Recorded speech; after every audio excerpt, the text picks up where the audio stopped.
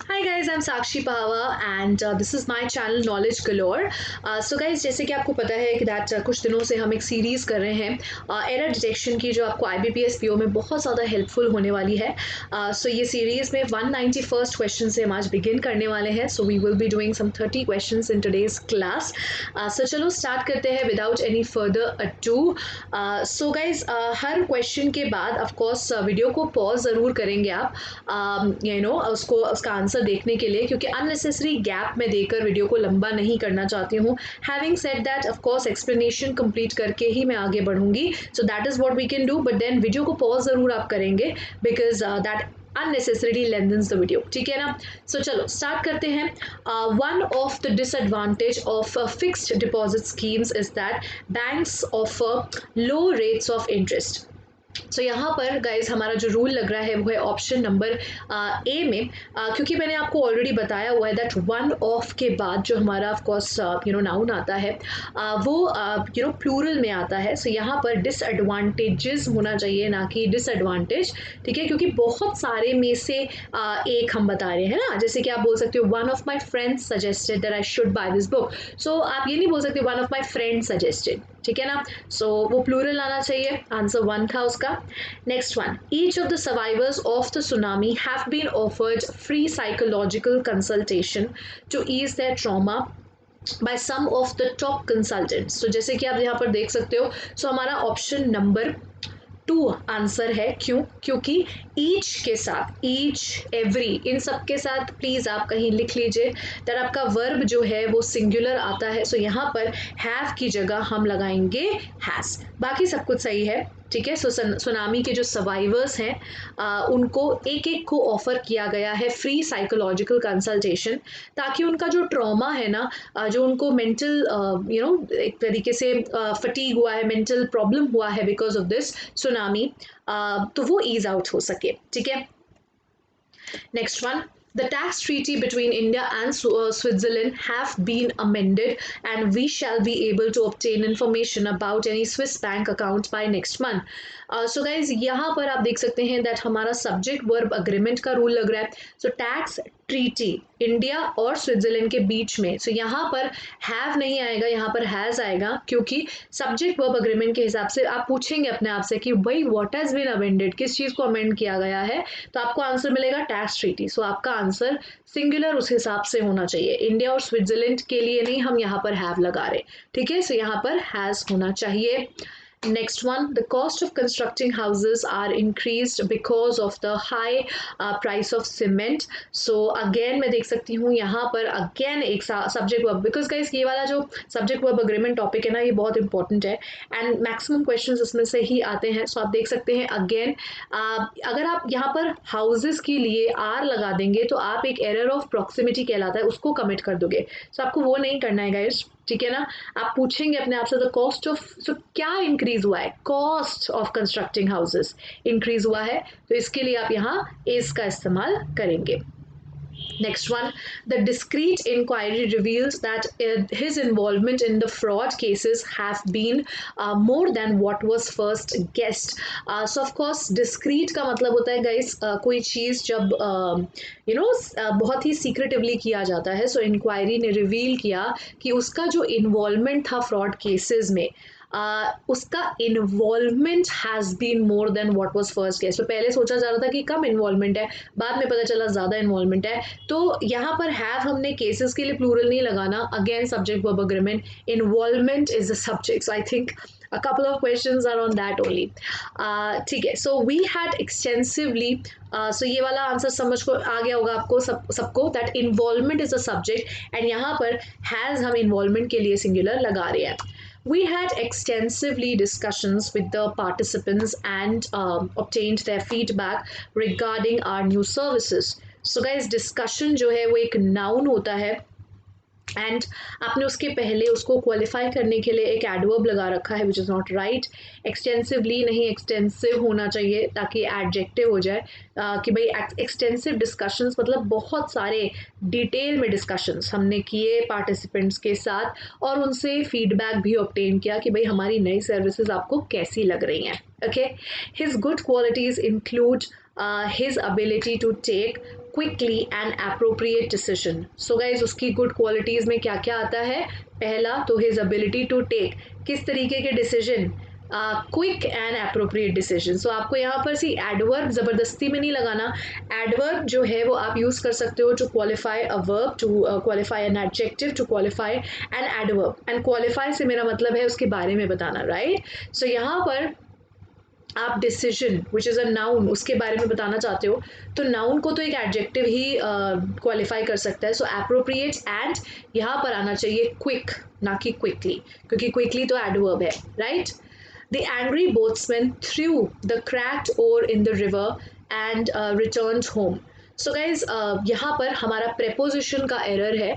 When you throw something, you throw into the river, right? You throw into that particular thing because movement इससे हमें पता चल रहा है, right? आप फेंक रहे हैं कुछ, तो यहाँ पर so in आपको मैंने सिखाया है rest position के लिए यूज़ किया जाता है और into यूज़ किया जाता है for movement. So जब आप थ्रो कर रहे हो तो वो जो क्रैक्ड ओर है, ओर क्या होता है? जो चप्पू जिसको हिंदी में आई थिंक कहते हैं, जिससे बोट को रो किया जाता है, वो टूटा हुआ एंग्री बोट्समैन ने थ्रो किया इनटू द रिवर, ठीक है ना? So through action of course movement का एक्शन है, दैट इज वाई हम यहाँ इन नहीं इनटू लगाएंगे। Next one, the various consequences of the decision taken by the finance ministry was not foreseen by the bureaucrats. अब देखिए है यहाँ पर भी subject verb agreement, but then भाई क्या चीज़ फोरसीन नहीं किया गया था? Various consequences. अब यहाँ पर प्लूरल है तो प्लूरल नहीं लगाया है, अब यहाँ पर आप वर लगाएंगे, ठीक है ना? फोरसीन का मतलब, फोरसी करने का मतलब होता है जब आप प्रिडिक्ट करते हो। सो ब्यूरोक्रेट्स ने फोरसी नहीं किया जो इतने सारे कॉन्सिक्वेंसेज हैं of the decision, right? Predict नहीं कर पाए कि भाई क्या कॉन्सिक्वेंसेज होंगे, सो इसके लिए हमने प्लूरल लगाया है, ठीक है? Subject verb agreement.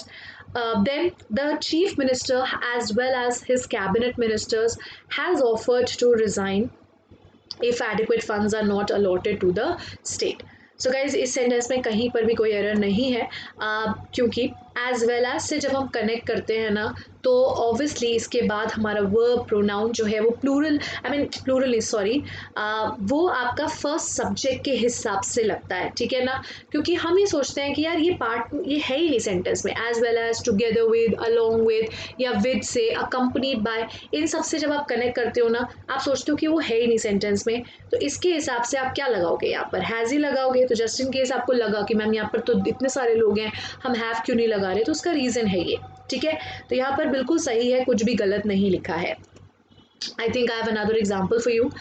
So the Prime Minister together with his cabinet ministers. अब देखिए ये पार्ट हमने इसमें ब्रैकेट बनाया, उसको हटा दिया, सोचा कि ये है ही नहीं, एंड प्राइम मिनिस्टर जो है वो इनवाइटेड है टू द फंक्शन, ठीक है? Similarly mister Niranjan accompanied by wife and children, अच्छा चिल्ड्रन भी है, इज अराइविंग। अब यहाँ मिस्टर निरंजन के लिए हमने इज लगाया, यहाँ पे प्राइम मिनिस्टर के लिए हमने इज लगाया, हम सोचते हैं वो है ही नहीं, ये जो part accompanied by, together with, along with, इन सबके जो पार्ट होता है हम ब्रैकेट बनाते हैं और उसको सेंटेंस से हटा देते हैं और सोचते हैं कि वो है ही नहीं, ठीक है ना? और फर्स्ट सब्जेक्ट के हिसाब से अपना वर्ब और प्रोनाउन लगा देते हैं। Next one, according to the newspaper reports, there is more internet users in small towns than in metros. So guys, यहाँ पर आप देख रहे हो कि अब ये जो इज़ है, ये जो हेल्पिंग वर्ब है हमने यूज़र्स के लिए यूज़ किया है जो कि बहुत सारे हैं, तो यहाँ पर सेकेंड में हम इज़ की जगह आर कर देंगे, ठीक है?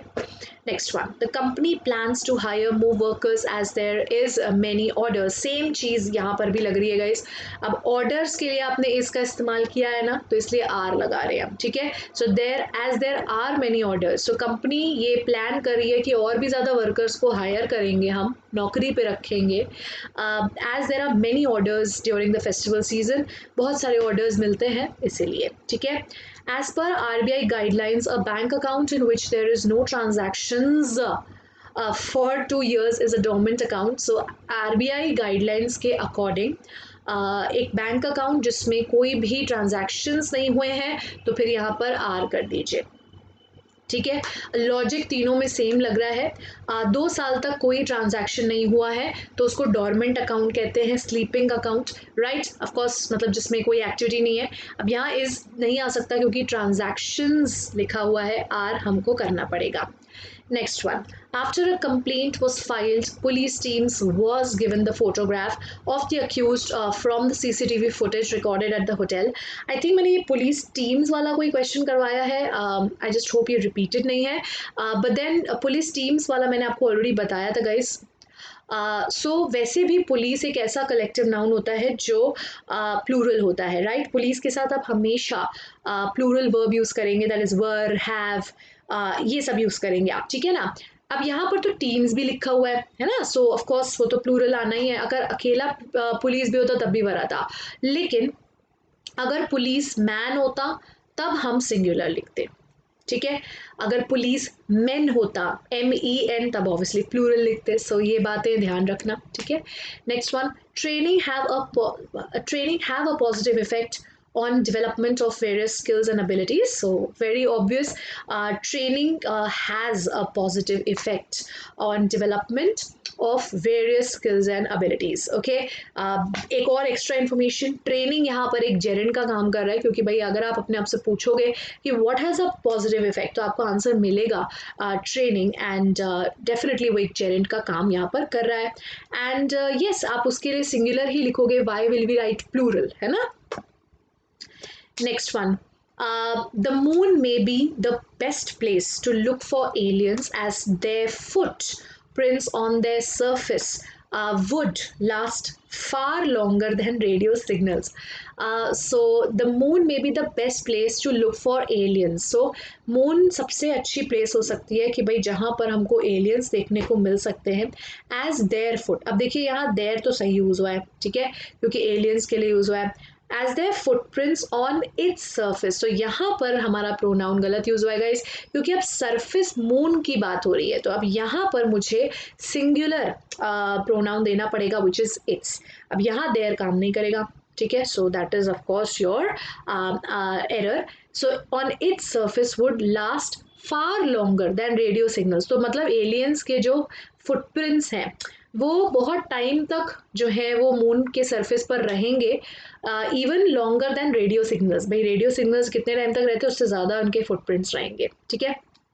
Next one. All companies must send its annual report to their shareholders 21 days before. So guys, ये एक टाइपो है, ये एरर नहीं है. Before the annual general body meeting. So of course यहाँ पर it's नहीं होगा क्योंकि companies है तो there होगा. So लगे हाथ एक और बात बता ही देती हूँ, क्योंकि काफ़ी स्टूडेंट्स ऐसे हो सकते हैं इस क्लास में जो देख रहे हों जिन्होंने ग्रामर नहीं पढ़ी है. सो गाइज ये ध्यान रखिएगा कि ये जो इट्स है ये पोजेसिव केस होता है और ये सिंगुलर होता है, ठीक है? ये बात प्लीज़ नोट कर लीजिए आप कहीं. एंड ये जो अपोस्ट्रोफी एस वाला इट्स होता है ये इट इज का शॉर्ट फॉर्म होता है, ठीक है? ये प्लीज़ नोट कर लीजिए. यहाँ पर हमको प्लूरल देना था क्योंकि इट्स ये वाला तो सिंगुलर होता है, ठीक है? Next one. Difficult circumstances forced them to stay in the jungle where they did not find nothing to eat. So guys यहाँ पर ऑफ कोर्स जब आप नॉट और नथिंग एक साथ लगाते हो तो नेगेटिव नेगेटिव, जैसे कॉन्स में होता है ना, नेगेटिव नेगेटिव मिलके पॉजिटिव बन जाता है. सो वो हमको नहीं करना. लेकिन नेगेटिव के लिए हमारे पास एक वर्ड है गाइस जो हम यूज़ कर सकते हैं. एनीथिंग का इस्तेमाल ही नेगेटिव के लिए होता है, ठीक है? So they did not find anything to eat आप बोलते हैं. समथिंग का इस्तेमाल पॉजिटिव सेंटेंसेस के लिए होता है. ओके, नथिंग हम इसलिए नहीं कर सकते क्योंकि नॉट और नथिंग जो है वो मिलके पॉजिटिव बन जाएगा, तो हम इसलिए वो नहीं कर सकते, ठीक है ना? नॉट के साथ आप एनीथिंग ज़रूर लगा सकते हो. बाकी सेंटेंस तो बड़ा इजी लग रहा है देखने में. Next one. The state government has issued licenses to farmers allowing them to sell its vegetables to hotels. Again the problem with the pronoun कि भाई फार्मर्स को अलाउ किया गया है ना, लाइसेंस दिया गया है, बहुत सारे फार्मर्स होते हैं. अब यहाँ पर देखिए फिर से सिंगुलर आ गया है. सो यहाँ पर हमको प्लूरल देना पड़ेगा, which is there. Next one. The principal as well as the teachers absented themselves from the office. So ये वाला मैंने आपको just अभी बताया guys. जब हम यहाँ पर as well as का इस्तेमाल करते हैं, together with का इस्तेमाल करते हैं, along with का इस्तेमाल करते हैं या सिर्फ with का भी इस्तेमाल करते हैं, तो उसके बाद जो हमारा verb आता है, and for this matter of course यहाँ पर आप देख सकते हैं एक pronoun भी है, तो उसको फिर हमें singular लेना पड़ेगा क्योंकि हम इसके हिसाब से सब कुछ चलाते हैं, राइट? अभी तक हमने वर्ब के एग्जाम्पल्स बहुत सारे देखे हैं, प्रोनाउन का भी एग्जाम्पल अब आपके सामने है। सो ऑफ कोर्स हम ये सोचते हैं कि यार ये है ही नहीं सेंटेंस में। आप मन में एक ब्रैकेट बनाइए और उसे कैंसिल कर दीजिए। जो भी हमारा फर्स्ट सब्जेक्ट होगा, अब भाई ये सिंगुलर है तो सिंगुलर सही, प्लूरल है तो यहाँ प्लूरल हो जाएगा, बट प्रिंसिपल एक ही है। तो यहाँ पर हम हिमसेल्फ का इस्तेमाल करते हैं, देमसेल्व्स नहीं आ सकता। एब्सेंटेड बिल्कुल सही है। एब्सेंट जो है वो एक नाउन की तरह भी यूज़ होता है और एक वर्ब की तरह भी यूज़ होता है, तो वो बिल्कुल सही है। मतलब एक तरीके से ऑफिस से गायब हो गए, एब्सेंटेड देमसेल्फ नहीं आए, ठीक है। अच्छा, अगर आपके मन में अब ऐसा आ रहा है कि मैम हिमसेल्फ ही क्यों, प्रिंसिपल तो गर्ल्स भी हो सकती हैं, और जनरली मैम मेरे स्कूल में भी गर्ल ही थी, गर्ल क्या लेडी थी। जब हमें जेंडर नहीं पता होता है गाइस, तो वन, ये अगर इंडेफिनिट प्रोनाउन अगर आपको दिया है तो उसको छोड़ के, इस केस पे तो सिर्फ वन सेल्फ वगैरह ही आता है। अगर आपको ये नहीं दिया है तो आप हिमसेल्फ को प्रायोरिटी देते हैं, दैट्स वाई हम यहाँ पर हिमसेल्फ लिखेंगे। और वैसे भी आपसे वो मांग नहीं रहे हैं, आपको तो सिर्फ एरर ही मार्क करना है। Next one, My friend is the kind of person who will face up to the most demanding tasks. So guys, इस सेंटेंस में कहीं पर भी एरर नहीं है। आपको शायद लगा होगा कि फेस अप टू में एरर है, बट फेस अप टू एक फ्रेज होता है जिसका मतलब होता है to deal with something in a direct way. Okay, किसी चीज़ के साथ डील करना आपको आना चाहिए। Okay, so face up to the most demanding task. So यहाँ पर वही बोल रहे हैं, my friend is the kind of person who will face up to, मतलब मेरा फ्रेंड एक ऐसा पर्सन है जो डील कर पाता है मोस्ट डिमांडिंग टास्क से, ठीक है। जो भी उसके सामने ले आओ वो अच्छे से उसको डील कर लेता है, टैकल कर लेता है। Okay, next one. सो हमारा एरर नहीं था उसके अंदर। Okay, banks which do not meet its priority sector targets are required to pay high penalties. So यहाँ पर फिर मुझे एक ग्राम उसका एरर दिख रहा है। सो बैंक्स के लिए हम यहाँ पर प्लूरल का इस्तेमाल करेंगे तो देर आ जाएगा, ठीक है। जो अपने प्रायोरिटी सेक्टर टारगेट्स को मीट नहीं करते हैं उनको पेनल्टीज पे करनी पड़ती हैं। Next one, government departments should share information with one another so that they records are up to date. So guys, one another बिल्कुल सही है, वहाँ पर उसको ईच अदर मत कर दीजिएगा, ठीक है, वो बिल्कुल सही है। आज ही की क्लास में मैं आपको बता रही थी। So government departments should share information एक दूसरे के साथ। अब यहाँ पर प्रोनाउन ही गलत यूज़ हुआ है, नॉमिनेटिव केस यूज़ किया है। यहाँ पर हमें पोजेसिव चाहिए था, सो दे की जगह देयर लगाना है ना। सो दे नॉमिनेटिव होता है उनके रिकॉर्ड्स, सो दैट उनके रिकॉर्ड्स अप टू डेट हों, हमें ऐसा बोलना है तो देयर आएगा, ठीक है। Next one, a current account is a deposit account which is offered by banks mainly to firms and companies who need banking facilities very frequently. So guys, यहाँ पर relative pronoun हमारा गलत यूज़ हुआ है। Companies इंसान नहीं होती, इसलिए हम यहाँ पर which का इस्तेमाल करेंगे, who का इस्तेमाल नहीं हो सकता, ठीक है। Next one, SEBI has recently issued show cause notices to some insurance companies seeking its explanation for not complying with certain norms. So SEBI ने issue किए हैं show cause notices. उसमें कुछ गलत नहीं है, वो सही है। show cause का मतलब होता है जब आपसे explanation demand करी जाती है कि भाई अगर आपको एक show cause notice issue किया गया है, आपसे explanation मांगी जाती है कि बताइए ऐसा ऐसा क्यों हुआ है, ऐसा ऐसा घोटाले क्यों हुए हैं, right. So SEBI has recently issued these notices, बहुत सारे notices issue करे हैं भाई कंपनीज को, seeking its explanation। अब भाई एक कंपनी तो है नहीं, है ना, तो their explanation होगा। एरर तो फिर भी वही प्रोनाउन का ही है, बट आपको शायद लगा होगा कि यहाँ पर भी कोई एरर हो सकता है। अच्छा, लगे हाथ एक और बात समझ लीजिए, comply with, abide by and adhere to, ये तीनों का मीनिंग सेम होता है, बट तीनों के साथ जो हमारे प्रेपोजिशन है वो अलग यूज होते हैं, ठीक है। When you abide by something, you abide by the rules, आप उन्हें मानते हो। When you comply with the rules, आप उन्हें मानते हो। When you adhere to something, आप उन्हें मानते हो, ठीक है। Next one, the board is likely to take its time to examine the facts before giving their decision। अब देखिए यहाँ पर हमने कितना गलत किया है, हमने यहाँ पर सिंगुलर दिया और यहाँ पर हमने प्लूरल दिया है। अब देखिए काफ़ी स्टूडेंट्स के मन में आ सकता है कि मैम हम 2 को क्यों मार्क करें, हम 4 को क्यों मार्क करें, है ना। आपके मन में होगा कोई 2 मार्क करेगा, कोई 4 मार्क करेगा। The board is likely to take its time. So board of directors, board एक कलेक्टिव नाउन है, और मैंने आपको सिखाया है कि कलेक्टिव नाउन के केस में अगर वो एक साथ कुछ काम कर रहे होते हैं तो हम उसे सिंगुलर देते हैं, और अगर वो अलग अलग कुछ काम कर रहे होते हैं तो हम उन्हें प्लूरल देते हैं, है ना। तो यहाँ पर ऑफ कोर्स अपना टाइम लेंगे कि भाई फैक्ट्स को एग्जामिन करेंगे और एक एकजुट होकर डिसीजन देंगे। तो वो एक साथ ही तो काम कर रहे हैं, इस केस में कुछ अलग अलग तो काम कर नहीं रहे हैं वो। दैट मीन्स ये इट सही लगा है, यहाँ पर ये गलत लगा है। ठीक है, तो हम 4th मार्क करेंगे। Next one. There are a large number of Chinese workers which are employed in software companies in India.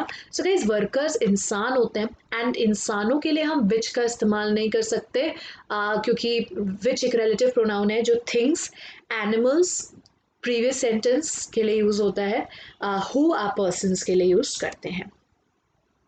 It being a fine day, I and my brother went out shooting duck. Yes, so यहाँ पर guys of course ये बड़ा ही अच्छा question है।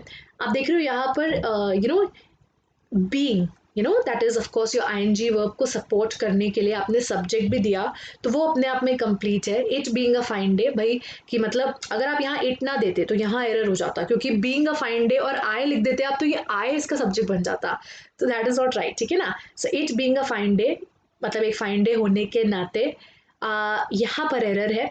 ठीक है, मैं आपको बताती हूँ क्या, पहले बता ही देती हूँ। सो माई ब्रदर एंड आई हम लिखेंगे, क्योंकि 2, 3, 1 का रूल हम फॉलो करते हैं प्रोनाउंस के केस में।